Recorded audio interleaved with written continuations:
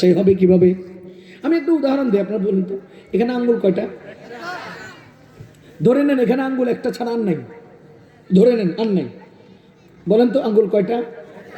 বলেন তো উঁচা না নিচা? হাইরা গেলেন, হাইরা গেলেন। একটা মাত্র আঙ্গুল উঁচা কিভাবে বলবেন?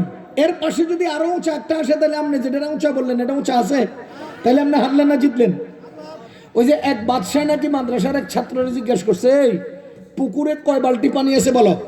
তো ছাত্র বলতেছে, বাদশাহ বালতি কয় বালতি আছে বলার আগে বালতিটা কত বড় এটা বল। যদি বালতি পুকুর সমান হয় তো এক বালতি, যদি বালতি পুকুরের অর্ধেক হয় তাহলে দুই বালতি। কারণ আপনি আমার পুকুর দিচ্ছেন বিশাল, বালতি কত দিচ্ছেন এটা নাই, তা আমি কেমনে বলবো? আগে বলেন বালতি হবে কত বড়, সেই অনুপাতে পুকুরে পানি আছে কত দূর এটা বলবো। এখন আপনি যখন জিজ্ঞেস করি এখানে আঙ্গুল কয়টা, আপনি বললেন একটা। যদি বলি উঁচা না নিচা, আপনি বলবেন পাশে আর একটা আনেন, তো বলবো এটা উঁচা না নিচা। বুঝেন নাই? এটাকে পাশে আর একটা না আনলে এটা উঁচা না নিচা বুঝা যায়? তা আল্লাযী খালাকাল মাউতা ওয়াল হায়াতা লিয়াবলুয়াকুম আইয়ুকুম আহসানু আমালা। আল্লাহ তাআলা বলেন, তোমাদের কে ভালো করে কে মন্দ করে এটা আমি যাচাই করার জন্যই তোমাদেরকে বানিয়েছি। মুসলমান বলেন তো, যদি হালালের পাশে হারাম না থাকে তাহলে তুমি হালাল নিলা না হারাম নিলা, এটা যাচাই হবে কিভাবে? এজন্য আল্লাহ রাব্বুল আলামিন আমাকে আপনাকে আমাদেরকে বাঁচিয়ে রাখার জন্য হালাল বানিয়েছেন, পক্ষান্তরে পরীক্ষা করার জন্যে হারাম বানিয়েছে। হারাম মানুষ বাঁচানোর জন্যে নয়, হারাম মানুষের ইমতিহানের জন্যে, হালাল মানুষের বাঁচানোর জন্যে। হালাল বানিয়েছেন বাঁচানোর জন্যে, হারাম বানিয়েছেন পরীক্ষার জন্যে। কথা বুঝতেছেন? এ মুসলমান, হারামের মধ্যে কোনো হালালের অপশন নেই, কিন্তু হালালের মধ্যে অনেক হারামের অপশন আছে। বুঝেন কেন? কেন আল্লাহ তো তোমাকে পরীক্ষা করবেন। এখন হারাম যেটা বানাইছেন সেটার মধ্যে কোনো অপশন নাই, হালাল হওয়ার কোনো সুরত নাই, কিন্তু যেটা হালাল সেটার মধ্যে অনেক হারামের অপশন আছে। যেমন শুয়োর হালাল না হারাম? জোরে কোন? পৃথিবীর কোন সিস্টেমে এটারে হালাল করতে পারবে? এবার বলেন গরু হালাল না হারাম? মরা গরু, আল্লাহ ছাড়া অন্যের নামে জবাই গরু, গরুর ভিতর থেকে প্রবাহিত রক্ত, তাইলে আপনি হালাল করলেন গরু রে, কিন্তু গরুর 3 জায়গায়ও হারাম বললেন। বুঝে গেল হালালের ভিতরে হারামের অপশন আছে, কিন্তু শুয়োর হারাম, তার মধ্যে হালালের কোনো অপশন নাই। কথা বুঝতেছেন না আপনি? এবার বলেন তো, যাকে আপনি বিয়ে করেন নাই, বিবাহ ছাড়া তার সাথে আপনার সম্পর্ক করা যারা বলেন, আর যাকে আপনি বিয়ে করলেন তার সে আপনার হালাল, বলেন আপনার বিবাহিতা স্ত্রী হালাল না হারাম? আর বিয়ে করেন নাই এমন নারী, ওই নারীকে হালাল করার কোনো উপায় নাই বিবাহ ছাড়া। পক্ষান্তরে বিবাহিতা স্ত্রী সে হালাল ছিল, কিন্তু তার মাসিক চলাকালে, জোরে কোন, রমজান মাসে দিনের বেলায়, বুঝা গেল এই হালালের ভিতরে আল্লাহ হারাম রাখছে। এর কারণ হলো আমার আল্লাহ চান আইয়ুকুম আহসানু আমালা, তোমাদের মধ্যে কারা কারা ভালো কাজ করো, হালাল গ্রহণ করো, হারামকে ত্যাগ করো, আমি আল্লাহ সেটা যাচাই করতে চাই। ও মুসলমান, এবার আমি আপনাকে আরো সহজ করে একটা উদাহরণ দিই। খাবার হারাম হয় 2 ভাবে। আমি প্রথমেই দাবি করেছি, হাদিস শুনিয়েছি, লা ইয়াদখুলুল জান্নাতা জাসাদুন গুদিয়া বিল হারাম, যেই ব্যক্তি হারাম খায় ওই ব্যক্তি জান্নাতে যাবে না। আমার আরেকটা দাবি হলো, যেই ব্যক্তি হারাম খায় ওই ব্যক্তির দোয়া কবুল হয় না। আমার আরেকটা দাবি হলো, যেই ব্যক্তি হারাম খায় ওই ব্যক্তির জিন্দেগির কোনো ইবাদত কবুল হয় না। যেই ব্যক্তি হারাম খায় তার ইবাদত কবুল হয় না, যেই ব্যক্তি হারাম খায় ওই ব্যক্তির দোয়া কবুল হয় না, যেই ব্যক্তি হারাম খায় ওই ব্যক্তি জান্নাতে যাবে না। আপনারা বুঝতেছেন আমার কথা? এবার আসেন, হারাম পণ্য হারাম হয় 2 ভাবে। সবাই বলেন পণ্য হারাম হয় 2 ভাবে। বুঝতেছেন? এই পিছনের লোকেরা বুঝেন, কথা বুঝেন? পণ্য হারাম হয় কয় ভাবে? 2 ভাবে। এক উদাহরণ, এই দুটা কি? ধরে নেন এই বোতলে পানি, এই বোতলে মদ, ধরে নেন। বলেন পানির বোতলের পণ্যটা হালাল না হারাম? মদের বোতলের পণ্যটা হালাল না হারাম? তাইলে মদ নামক পণ্য, পানি নামক পণ্য, বুঝতেছেন না আপনারা? এবার আলেমগণকে জিজ্ঞাসা করেন, এই পানি নামক পণ্য হালাল, এটাকে বলে হাসান লিআইনিহি, হালাল লিআইনিহি। আর এটা হলো মদ, মদ নামক পণ্য হারাম, এটাকে বলে কবিহ লিআইনিহি অথবা হারাম লিআইনিহি। এটার মধ্যে কি পানি নামক পণ্য হালাল না হারাম? এটার মধ্যে কি মদ নামক পণ্য হালাল না হারাম? তাইলে এখানে পণ্য হালাল, পণ্য হারাম, বুঝতেছেন? এলে এক নাম্বার হালাল আর হারাম হওয়ার লাইন, এই বিষয়টা হারাম হওয়ার। দুই নাম্বার, এই বোতলে কি, সবাই বলেন। আমি আপনার এলাকার আলমগীর সাহেবের দোকানে গেলাম, যাইয়া আলমগীর সাহেবকে বললাম আমাকে আধা লিটার সোয়াবিন তেল দেন। আলমগীর সাহেব দোকানের ভিতরে গিয়া ওই সোয়াবিন তেল মাইপা বোতলে ঢালতেছেন। আমি বাহির সাইডে দাঁড়াইয়া ডাইনে বামে তাকাইলাম, তাকাইয়া দেখি আশপাশে কোনো লোক নাই। তো আমি পানির বোতল এটাকে পানির কেস থেকে, ওনার দোকানের কেস থেকে আস্তে করে আমার পকেটে ঢুকে নিয়ে নিলাম। এরপরে আমি তেলসহ পানিসহ চলে আসলাম। এবার বলেন এই বোতলে কি হালাল না হারাম? এতক্ষণ যাবৎ বললেন পানি নামক পণ্য হালাল, আর এখন বললেন হারাম। বুঝলাম না, পানি নামক পণ্য হালাল হলে আবার হারাম হয় কিভাবে? কথা বুঝতেছেন না আপনারা? তার মানে হলো পানিও হারাম হয়। আরে মদ হারাম, পানিও, পানি হারাম নয় কিন্তু পানিও হারাম হয়। কথা বুঝেন? পানি নামক পণ্য হারাম নয় কিন্তু পানিও হারাম হয়।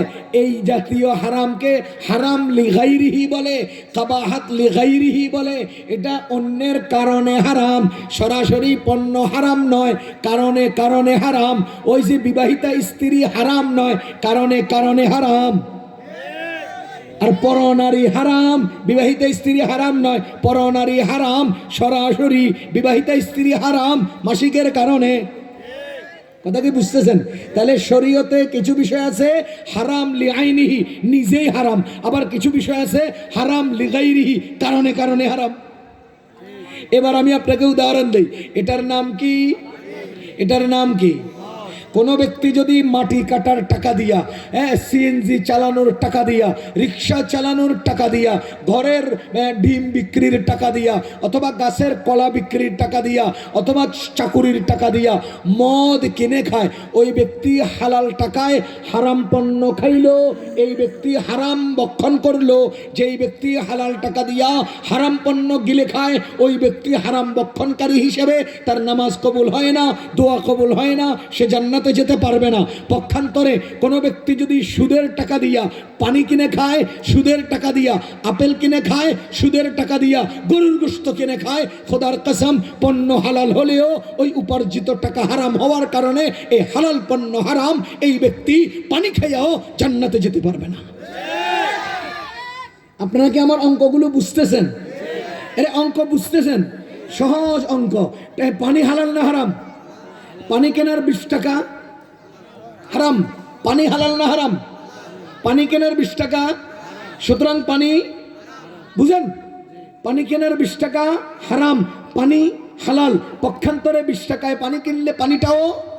এখন আপনার সামনের মসজিদের সভাপতি সাহেব হ্যাঁ ওই চান্দাবাজির টাকা দিয়া আপেল আর গরুর গোশত খায়, আবার মসজিদের সভাপতিগিরি করে। আপনাদের নেতারা আপেল আর কমলা কিনে খায়, অথচ সেটা রাষ্ট্রীয় সম্পদ, রাষ্ট্রীয় কোষাগারের সম্পদ ছিনতাই করে সেই টাকা দিয়া বাড়ি করে, গাড়ি করে, জায়গা কিনে, জমিন কিনে, আরেকজনের জায়গা দখল করে, সেই জায়গা বিক্রি করে, সেই অর্থ দিয়ে গরুর গোশত খায়। খোদার কসম তোমার উপার্জিত অর্থ যদি হারাম হয়, তাহলে তোমার বাজারের গরুর গোশত হারাম। সহজ অঙ্ক বুঝতেছেন নি আপনারা? এবার আপনারা মিলান, আমার সমাজে কয়জন লোক হালাল খাচ্ছে বলেন না? এবার মিলেন না? এখন তো মিলে না অঙ্ক, এখন তো ঘরে আর অঙ্ক মিলে না। পুরুষের চেয়ে মহিলারা সুদি কারবার বেশি করে।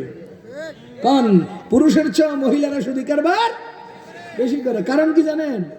আমি 20,000 টাকা বেতনে চাকরি করি, আমি 20,000 টাকা বেতনে চাকরি করি, আমি মাস শেষ হওয়ার আগেই 24,000 টাকার খরচের লিস্টি হাতে ধরায় দেয়।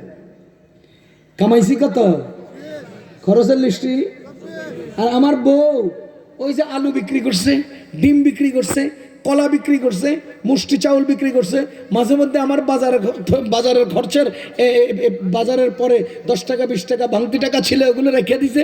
সব মিলে এর কাছে যা জমছে সবগুলো তার কাছে রয়ে গেছে। হ্যাঁ, তো আর খরচের হিসাব নিকাশ নাই, সুতরাং যা পাইছে তাই সুদে লাগাই দিছে। আমি পুরুষ বেচারাই 20,000 টাকা কামাই, 24,000 টাকা খরচের টান, তা আমি কেন শুধু শুধু টাকার বার লাগাবো? আমার বউ লাগাই দিছে। বুঝেন নাই? এই জন্য সমাজের পুরুষের চেয়েও মহিলারা বেশি সুদ খায়।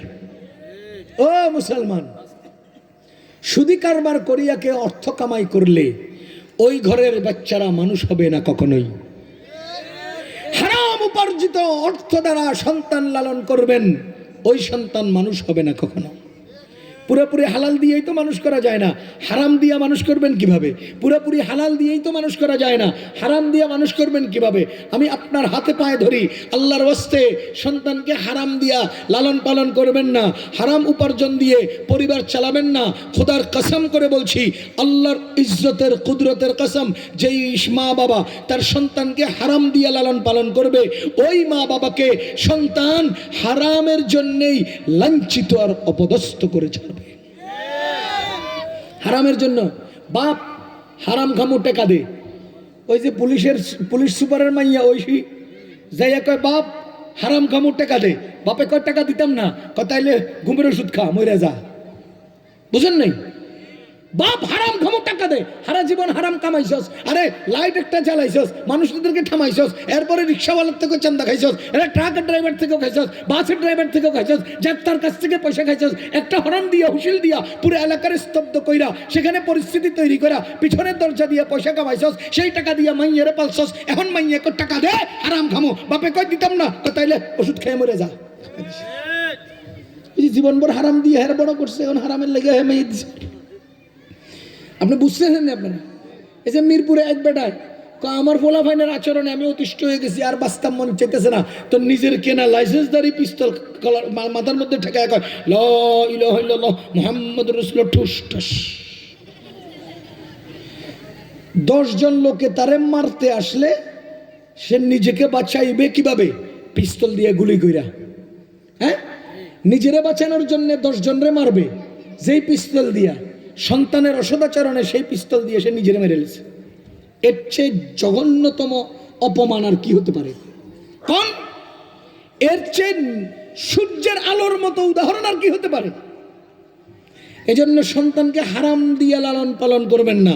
কপালে লিখে রাখেন, আরে ঘরের মধ্যে ওয়ালে খোদাই করে লিখে রাখেন, আরে যদি পারেন বুক চিরা কলিজের মধ্যে লিখে রাখেন, যদি পারেন একদম বুকের উপর দিয়া এসিড দিয়ে লিখে রাখেন, আমি যদি সন্তানকে হারাম খাওয়াই, সন্তান হারামের জন্য আমাকে অপমান করবে। লিখে রাখেন, লিখে রাখেন, লিখে রাখেন।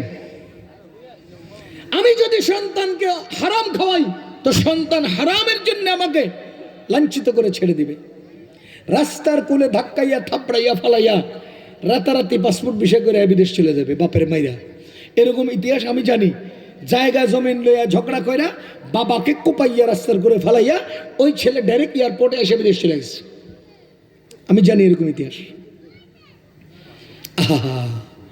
তাহলে সন্তানকে যদি আমি মানুষ করতে হয়, সন্তানের দ্বারা যদি আমি সম্মানিত হতে হয়, তাহলে আমি সন্তানকে হারাম খাওয়াতে পারবো না। বলেন, খাওয়াবো না? বলেন না? দ্বিতীয় নম্বর, সন্তানকে যদি আপনি হারাম খাওয়ান, সন্তান মানুষ হবে না। কারণ দুনিয়ার সকল সন্তানের সাথে 5টা করে বাধ্যতামূলক শত্রু লেগে আছে। দুনিয়ার সকল সন্তানের সাথে কয়টা শত্রু লেগে আছে? 5টা শত্রু লেগে আছে। 1 নাম্বার শত্রু হলো নফস। নফস, ওই যে আল্লাহ শয়তানরে জিজ্ঞেস করেছিলাম, মা মানাআকা আল্লা তাসজুদা ইদ আমারতুক। ও শয়তান ইবলিস, সমস্ত ফেরেশতারা সেজদা করলো, তুই ফেরেশতার লিডার হইয়াও সেজদা করলি না কেন? তখন শয়তানের নফসের ভেতরে প্রবেশ করলো, নফস শয়তানরে খোঁচায়। এবার শয়তান আল্লাহকে বলে আনা খায়রুম মিনহু, আমি হলাম আদমের চেয়ে সেরা।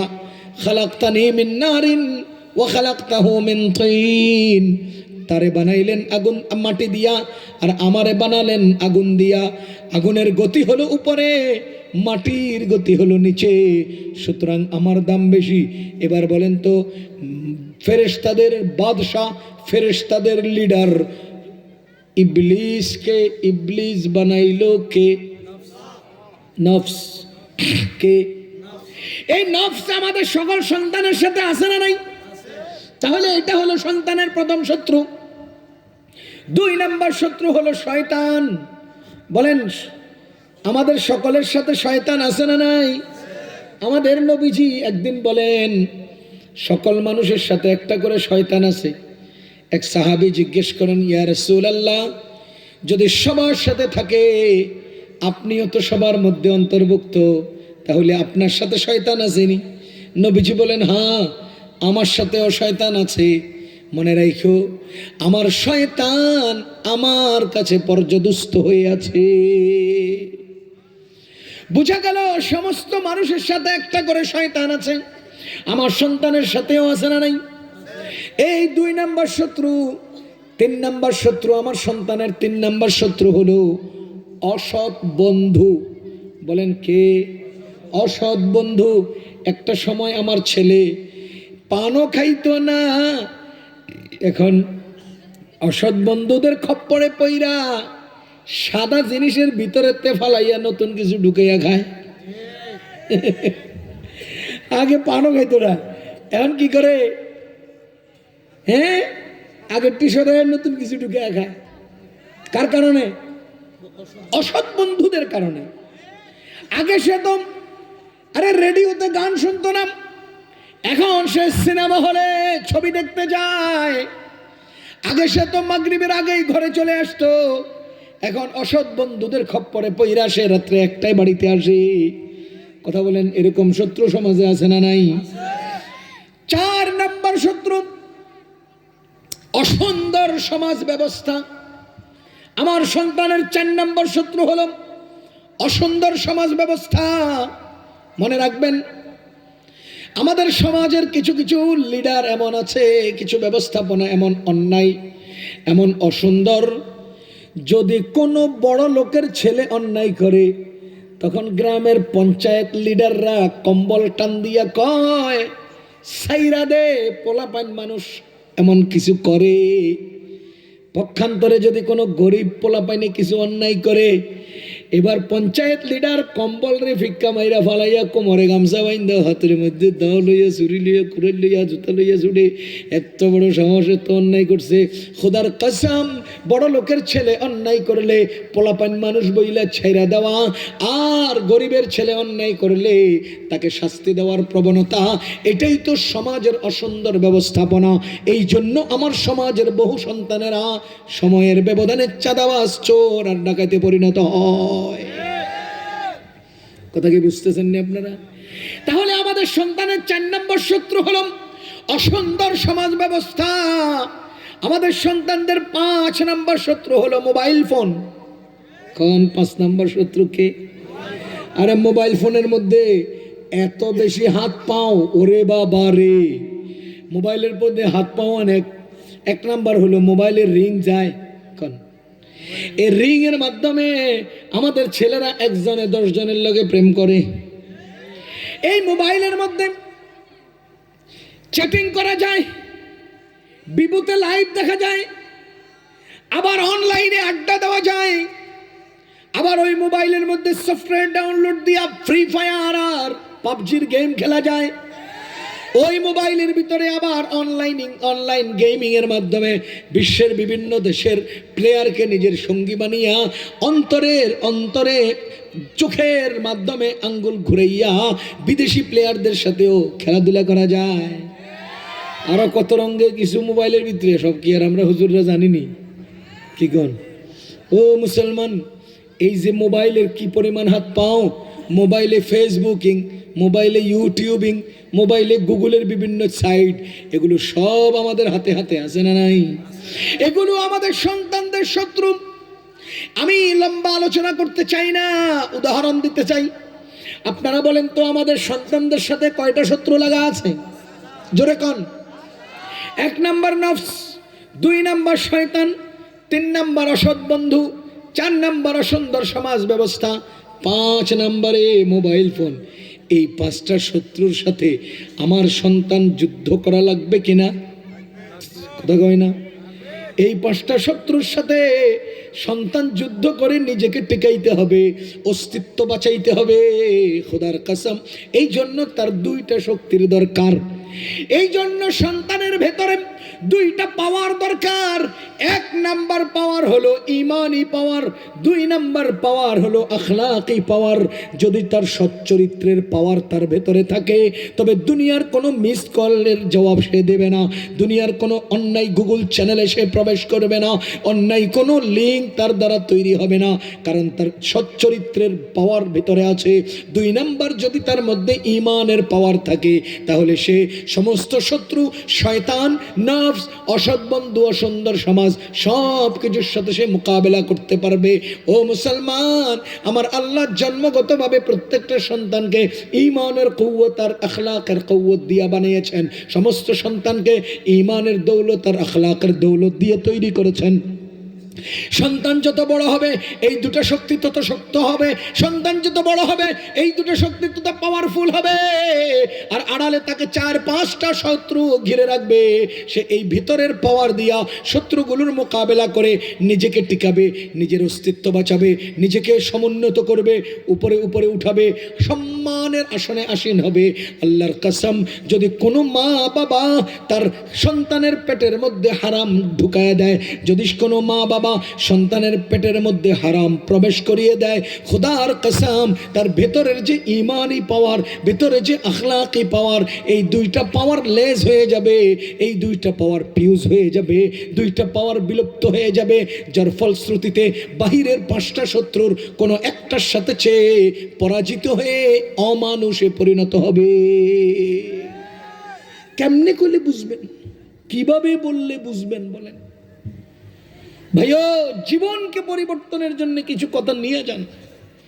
সুতরাং প্রত্যয় গ্রহণ করুন, অটুট সিদ্ধান্তে উপনীত হন, প্রয়োজনে খাবো না। বলেন সবাই, বলেন প্রয়োজনে খাবো না, তবু হারাম খাবো না ইনশাআল্লাহ। প্রয়োজনে খাবো না, তবু হারাম খাবো না।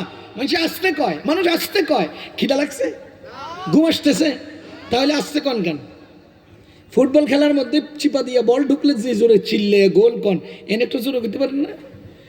বলেন প্রয়োজনে খাবো না, তবু হারাম খাবো না ইনশাআল্লাহ। আমার আল্লাহ বলেন ফাইদা আযামতা ফাতাওয়াক্কাল আলাল্লাহ, তুমি যদি কোনো সিদ্ধান্তে, অবিচল সিদ্ধান্তে উপনীত হও, ফাতাওয়াক্কাল আলাল্লাহ, আল্লাহর উপর ভরসা করো। ওয়া মান ইয়াতাওয়াক্কাল আলাল্লাহি ফাহুয়া হাসবুহ, আর যে আল্লাহর উপর ভরসা করে আল্লাহ তার জন্য যথেষ্ট হয়ে যান। সুতরাং আমি বলবো, যেই ব্যক্তি আজকের বয়ানে অবিচল সিদ্ধান্ত গ্রহণ করবেন, প্রয়োজনে খাবো না তবু হারাম খাবো না, আল্লাহর কসম আয়াত বলছে আল্লাহ তার জন্য অজস্র হালালের পথ খুলে দিবেন। আপনি হারাম ছেড়ে দেখেন, যদি হালাল আপনার সামনে না আসে, ছেড়ে দেখেন। আমার আল্লাহ হালাল বানাইলেন বাঁচানোর জন্যে, হারাম বানাইলেন পরীক্ষার জন্যে। আর আপনি কত বড় কপাল পড়া, হ্যাঁ, আল্লাহ বাঁচানোর পণ্যের দিকে না যাইয়া ইমতিহানের পণ্যের দিকে যান কেন? কিরে ভাই, পরীক্ষার পণ্যের দিকে আপনি যাবেন কেন? আপনি গরু ধুয়ে কুত্তার কাছে যান কেন? আপনি পানি ধুইয়া মদের কাছে যান কেন? আল্লাহ শুধু পানি দিছে, জমজমের পানি দিছে, ডাবের পানিও দিছে, আপনি এই আবর্জনা নাপাকের কাছে আপনি যান কেন? কথা বুঝতেছেন না আপনারা?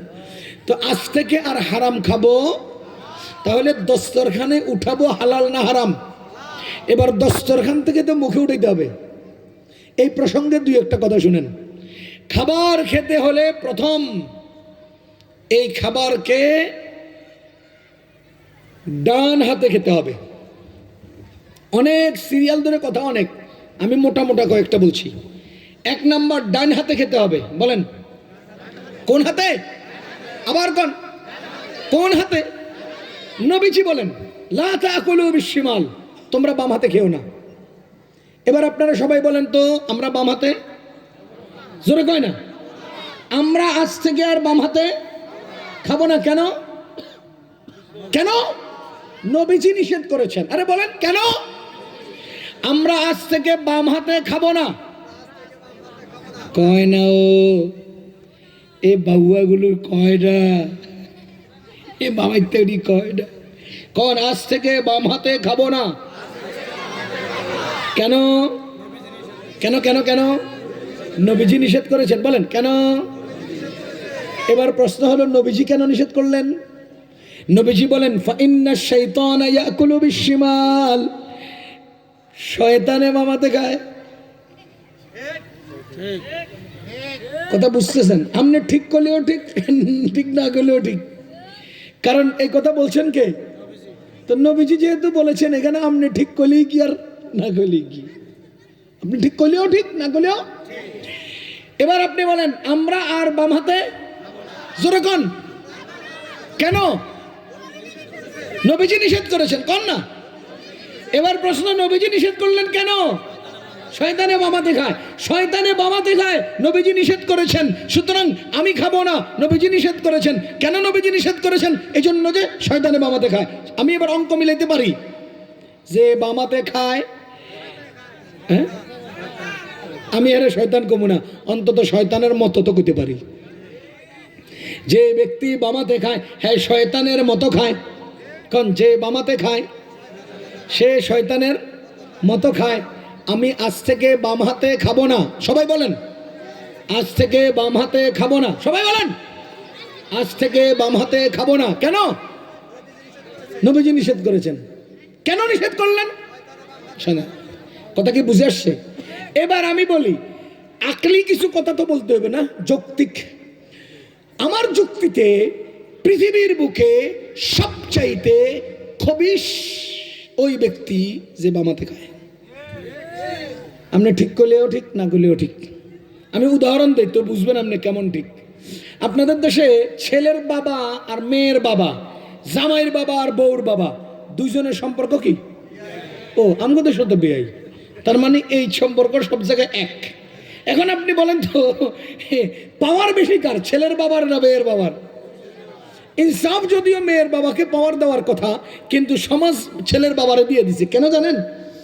ইনসাফ এই জন্য বলে, মেয়েটা আমার ঘরে জন্ম হলো, আমি তার শুরু থেকে খাওয়ানি দাওয়ানি পড়ানি শিক্ষা তারপরে চিকিৎসা সব দিলাম, এখন উপযুক্ত করে আপনার ছেলের দিয়ে দিলাম।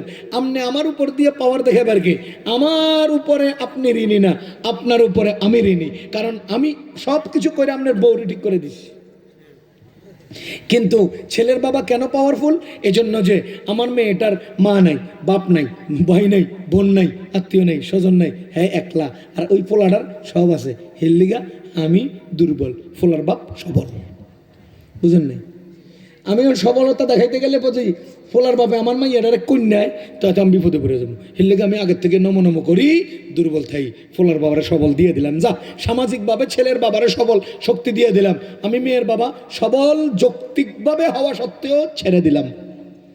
আচ্ছা, এখন ছেলের বাবার বাড়িতে মেয়ের বাবা, মেয়ের বাবার বাড়িতে ছেলের বাবা বেআই সাহেব প্রথম দিন আসছে, আজকে প্রথম দিন, আর আগে কোনোদিন আহে নাই।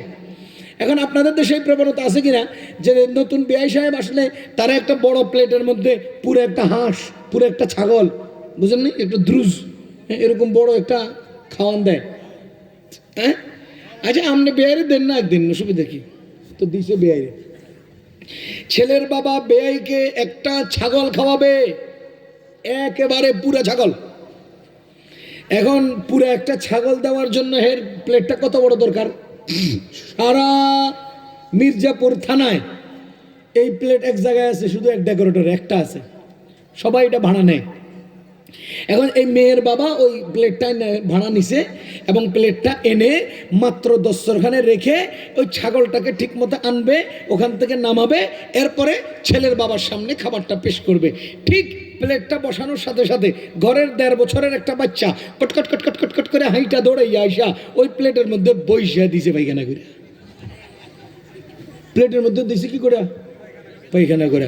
এখন মেয়ের বাবাই তওবা আস্তাগফিরুল্লাহ তওবা আস্তাগফিরুল্লাহ কইয়া পোলার পাশার মধ্যে 2 থাপ্পড় দিয়ে ওটারে সরাইয়া প্লেটটারে উঠাইয়া পুকুরের মধ্যে নামাইয়া এটারে পানি দিয়া ভীম দিয়া লিকুইড দিয়া সাবান দিয়া ছাই দিয়া মাটি দিয়া কত কিছু দিয়ে ধুইয়া 32 বার ধুইছে, ধুইয়া আইনা প্লেটটারে আবার ছেলের বাবার সামনে দিছে, দিয়া খাবার যখন পেশ করছে ইনসাফের সাথে বলেন, আপনি যদি ছেলের বাবা হন এই প্লেটে আপনার চোখের সামনে বাচ্চা পায়খানা করছে, এই প্লেটে কি আপনি খাবেন না ছি ছি থু থু কইয়া কুরুচিপূর্ণ এক খবিস খবিস কইয়া পালাবেন? খাবেন না পালাবেন? এই জোরে কোন? এবার আপনারা বলেন তো ওই বাচ্চাটার বয়স কত? 1.5 বছর। কয় না? বাচ্চাটার বয়স কত?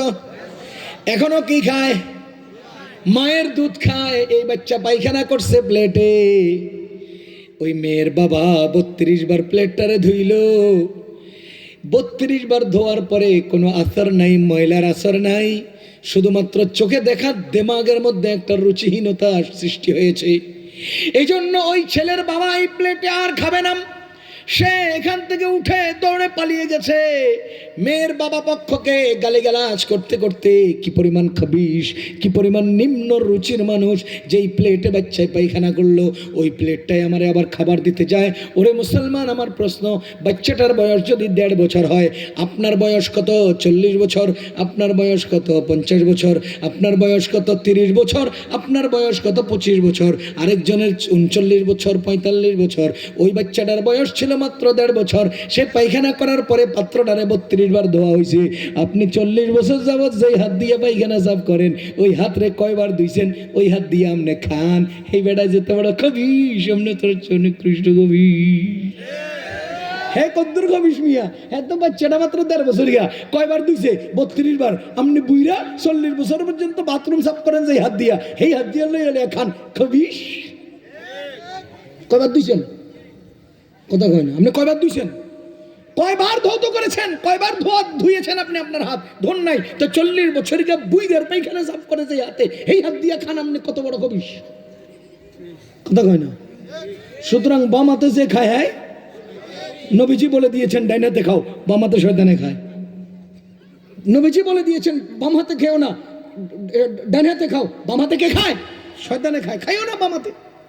গতকালকে আমার সাথে এক ড্রাইভার গেছেন কুমিল্লায় গোয়াজে, সে বাম হাতে তরকারি প্লেটে নিচ্ছে। আমি সাথে সাথে বললাম যে তুমি ডাইন হাতে চামিচ ধরো, একদম চামিচের গোড়ায় ধরো, হাতের আঙ্গুলটাকে আগে চুষে নাও, এরপরে ডাইন হাত দিয়ে কি করো? চামিচটা ধরো, ধরে এরপরে তরকারিটা নাও। আমার একটা হুজুর, তাহলে তো ময়লা লেগে যায়। আমি বললাম যে তোর ডাইন হাতের জিনিসগুলো ময়লা, তো তুই তখন ধরে ময়লা নি খাস, বুঝলেন না? আপনি চামিচ ধরছেন আর কি লেগে গেছে? ময়লা। তো ডাইন হাতের জিনিসগুলো